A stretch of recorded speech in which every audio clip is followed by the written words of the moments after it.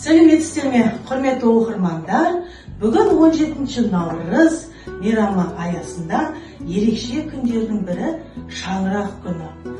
Бұл күн отбасылық құндылықтарын, бірлік пен татулықты дәріптеуге арналған. Шаңырақ қазақ халқының киелі ұғымы. Ол үйдің ғана емес, бүкіл әулеттің, ұрпақтың жалғасының белгісі.